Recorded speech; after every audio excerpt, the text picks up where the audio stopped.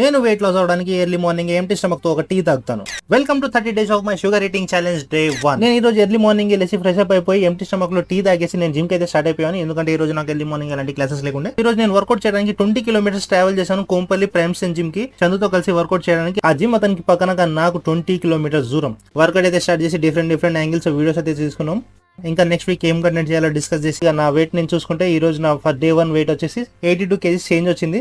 So నా 30 days end అయ్యేసరికి నా గోల్ వచ్చేసి అయితే 80 kgs దాకా రీచ్ అవ్వాలి.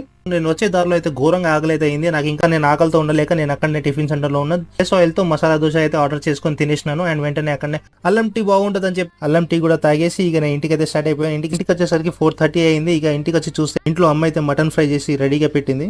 ఆల్మోస్ట్ 200 grams ఆఫ్ మటన్ ఇంకా ఒక చపాతి తినేసి ఒక 20 minutes స్నాప్ తీసుకుని ఇక జిమ్ కి అయితే వెళ్ళిపోయాను. జిమ్ కి వెళ్ళి క్లయింట్స్ ని ట్రైన్ చేసి ఇక వెళ్తున్న దారిలో పారాడైస్ లో ఆగేసి చాయ్ తాగేసి ఇంటికి వెళ్ళేసి ఒక జవారీ రోటీ ఇంట్లో చేసిన 100 grams ఆఫ్ చికెన్ తినేసి నా డే అయితే